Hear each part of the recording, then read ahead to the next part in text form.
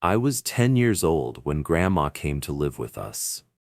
It was about 6 months after Granddad passed away, and I guess, looking back, she must have been lonely in that big house of theirs, rattling around with only the grief and memories for company. So despite a few protests from Mom, my parents took her in. There were no protests from me, none at all. Grandma was loud and fun, and I loved her. She had an almost limitless supply of boiled sweets, and she'd always slip me a couple whenever she saw me. She was always the first to stick up for me when I got in trouble too. But it was her stories I loved best. Grandma had all kinds of stories. Stories about growing up during World War II, and stories about the things she'd get up to with her friends on the South Coast after her family had been evacuated. Sad stories, funny stories, adventure stories. But it was her scary stories that were my favorite. Grandma had lots of scary stories. She told me she dabbled in the occult when she was a teenager, trying out Ouija boards with her friends, tarot cards, fortune-telling, all that stuff. Most of the stories I'd laugh off or forget about not long after she was done telling them. But there were a couple that really did spook me a bit. I was only 10 at the time, you have to understand. And Grandma certainly knew how to bring the stories to life. She'd shut off the lights in my room so only the glow of the night sky shone through the curtains, and she'd shuffle in real close. Close enough so I could see the wrinkles on her face and smell the boiled sweets on her breath. Close enough so her deep blue eyes could stare straight into mine.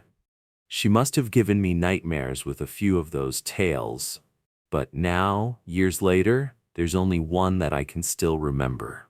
Only one that stuck with me. The story about the shower and Mr. Longfingers. Grandma told me about Mr. Longfingers one night after I asked about her baths. Grandma used to love her baths. She'd spend ages in them, light candles and incense, and lie in the tub humming to herself until the water turned cold. It drove my mum crazy. But when I asked her why she loved them so much, she said it was the only place she could relax. It was the only place that was safe for her to relax. You know, people like me, who are, well, more sensitive to certain things, we have to have baths. She told me seriously one night, shuffling closer on the bed. I couldn't possibly spend that long in the shower. It'd be far too risky. Grandma stared at me with those blue eyes of hers, unsmiling, and I knew it was time for one of her stories. One of the scary ones. I shivered with pleasure and pulled the covers up to my chin. Why is it risky, Grandma? She half turned to look out the window, watching me from the corner of her eye. Pausing for effect, I waited, feeling my heart rate pick up ever so slightly in my chest. Well, she said after a moment, it's only risky if you close your eyes, of course. If you close your eyes for longer than 10 seconds. What do you mean? Why?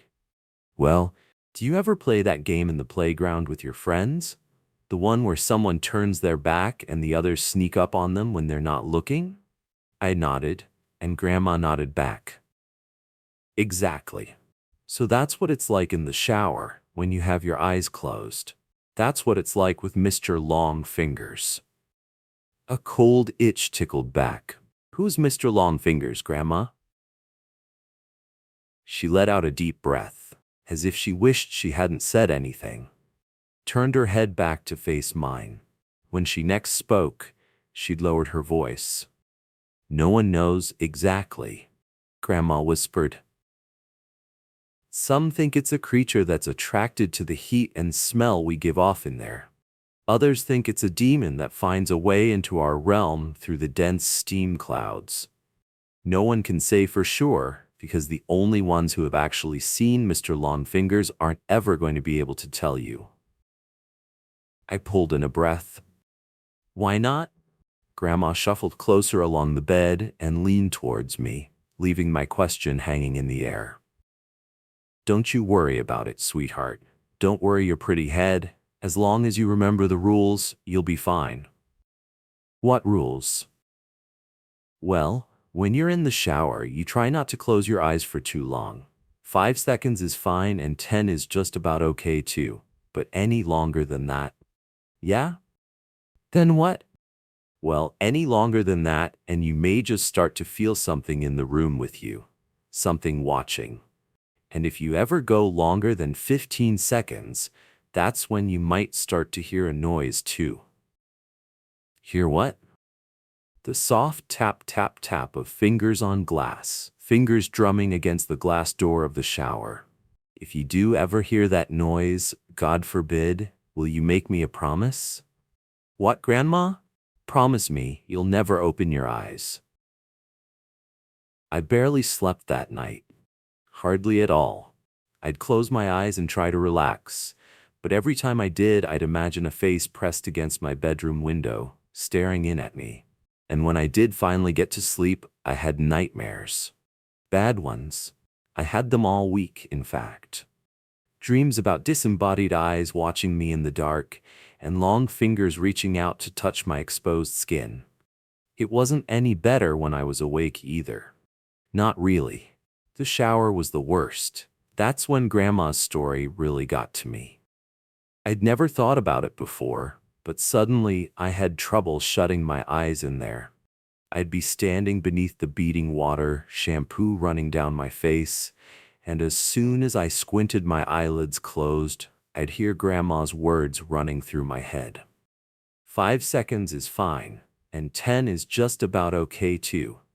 But any longer than that, I'd rub my hair fast, feeling the shampoo dripping off my chin, and as soon as I'd counted past 5 seconds, I'd feel it. A sort of pressure. Not a feeling of being watched, exactly, but something close to that. I'd run my fingers faster and faster through my hair, frantically trying to get the suds out, and the ready blackness behind my closed eyes coupled with the rush of water in my ears would feel like a held breath. Like the silence before a scream. The seconds would race through my mind, and I'd be so desperate to open my eyes again that I'd sometimes do it before my hair was rinsed fully clean, and my eyes would sting with shampoo. But before I shut them again, I'd always be sure to peer out through the steamed glass door of the shower cubicle, just to make sure I was still alone. It wasn't long before Mum realized something was up. She heard me crying out in my sleep one night and came in to comfort me, asked me what the matter was, and it all came out. I told her about Grandma's stories and about Mr. Longfingers. She got this look on her face when I was telling her like she used to get with me when I'd made her really mad. This wide-eyed, angry look. Only this time she wasn't angry with me. She was angry with Grandma. My parents' room was next to mine, and sometimes if I pressed my ear against the wall, I could hear them talking in there. Soft whispers. That night, though, after Mum was satisfied I wasn't scared anymore, and she'd gone back to her room, the whispers weren't soft at all. Oh no. I heard Mum hissing to Dad about Grandma. About the story she'd told me. Mum's voice floated through the wall, sharp and crisp. You know what your fucking mother said to him now, don't you, Simon? Dad's response was an unintelligible mutter. She's told him there's a monster that'll get him if he shuts his eyes in the shower. A monster. The poor kid's been having nightmares about it all week. Seriously, Simon, you better say something to her tomorrow morning, first thing, or I will. Grandma came to visit me in my room the following night. That time, as she perched on the end of my bed, there were no stories. Nothing like that. Grandma just sat there and stared down at me, her blue eyes wide and sad. The light from the moon outside my window lit up her wrinkled face. You know I'd never let anything bad happen to you, don't you? She said after a moment. I nodded my head. I know, Grandma. You know I wouldn't let you come to any harm? I nodded again. Okay, good. That's good. She looked away from me for a moment out the window. You know, the things I tell you in the evening are meant to help you, sweetheart. They're meant to toughen you up a bit, protect you. She paused and shook her head. But maybe your mum's right. Maybe I went too far this time. She looked down at me and smiled. But even then, even though I was only 10 years old, I could tell it didn't quite reach her eyes. I'll tell you what, Grandma said. You know what I told you about Mr. Longfingers and the shower? Well, I'm gonna make sure you're safe. I'll scare the bastard off, how about that? It won't come back in a hurry if it has to face me. I stared up at Grandma, watching her face glow in the moonlight, watching her smile down at me. I nodded my head once. I was the one who found her. I don't know when exactly it happened, but I'd guess it was about a week after we had that talk in my room. A week after she told me she wouldn't let me come to any harm. I woke early that morning from a bad dream to a heavy thumping sound. I sat bolt upright in bed. My room was quiet around me, and I couldn't hear anything from the wall that joined my parents' room either. But the house wasn't entirely silent. Floating down the hall, muffled by my closed door, I could hear the sound of rushing water. The noise of the shower. I leapt out of bed and ran down the upstairs hallway, heart already pounding in my chest. As soon as I reached the closed bathroom door, I started banging on it. A deep terror was welling up inside me like cold water from a well, something I couldn't place, and I kept banging and shouting, "Grandma!" over and over again, even though she didn't respond.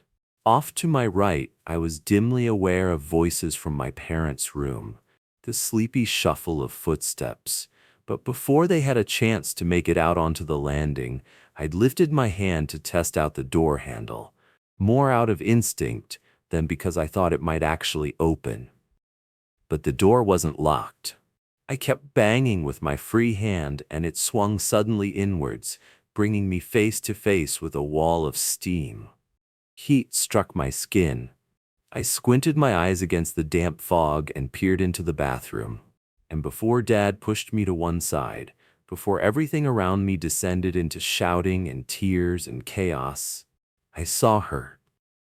I saw Grandma. She was lying naked on the floor in the shower cubicle, the water beating down around her, blue eyes bulging from her face. One hand was curled against her chest like a dead bird, while the other trailed against the glass of the shower cubicle, the flailing finger marks she'd carved through the steam still clear and fresh. It was a heart attack that killed her. That's what my dad told me.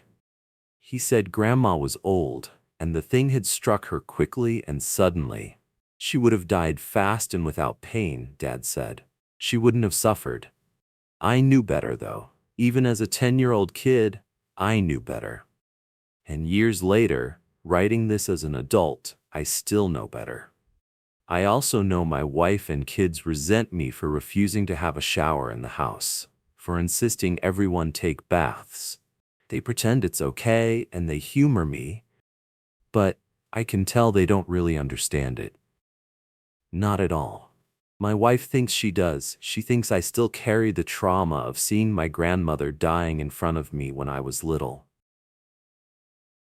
I guess she's right in a way, but she doesn't know the full truth. Nobody does. And no one would believe me even if I told them. No one would believe me if I said the reason I don't take showers, the reason I haven't had one since I was 10 years old, isn't because I'm scarred from the sight of a dead body. It's because all those years ago, when I crept back into the still hot bathroom after the paramedics had taken Grandma's body downstairs, I made sure to check the marks her fingers had carved through the steamed glass of the shower cubicle. And those marks weren't just on the inside.